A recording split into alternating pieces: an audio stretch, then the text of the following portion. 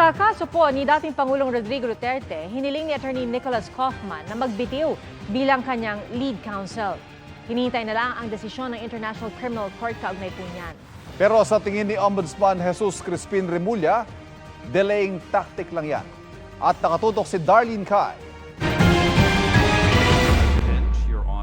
Sa sulat ni Attorney Nicholas Kaufman sa International Criminal Court o ICC Trial Chamber 3 kahapon, formal niyang hiniling ang kanyang pag-withdraw o pagbibitiw bilang abogado ni dating Pangulong Rodrigo Duterte na lilitisin sa kasong Crimes Against Humanity of Murder kaugnay sa madugong war on drugs. Hindi binanggit ni Kaufman ang dahilan ng kanyang pagbibitiw.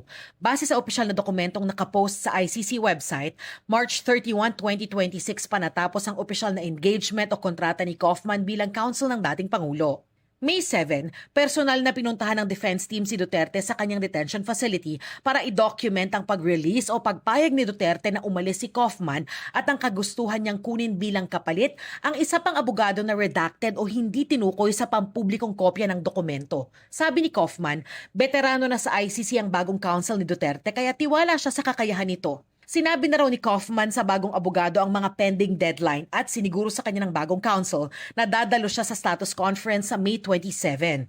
Sa isang payag, sinabi ni Kaufman na karangalan na naging kinatawan siya ng dating Pangulo. Kapag inaprubahan ng ICC ang kanyang withdrawal, tiwala si Kaufman na nasa mabuting kamay si Duterte na tinawag niyang Tatay Digong. Kailangan pang aprubahan ng ICC Trial Chamber 3 ang request ni Kaufman. Gaya ng pag-aproba nito sa hiling ni Dov Jacob sa magbitiw bilang Associate Counsel ni Duterte.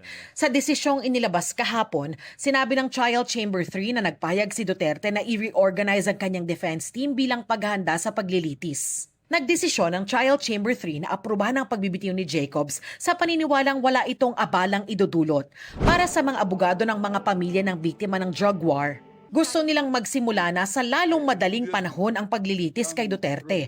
Sana raw masiguro na ang pagbabagong ito ay hindi magdudulot ng delay o pagkaantala ng proseso. Sabi ni ICC Assistant to Counsel Attorney Cristina Conti, may karapatan si Duterte na mamili ng kanyang abogado pero dapat daw siguruhin na hindi ito makaaantala sa proseso. Hindi dapat ito makabagal kasi nasa bagong phase ng proceedings ito. Magsisimula pa lang ang trial, may panahon para maghanda.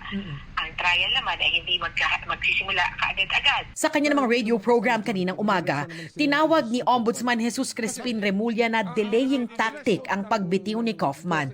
Nais lang anya ng kampo ni Duterte na pahabain ang paglilitis. Hinihingi pa ng GMA News ang panig ng kampo ni Duterte.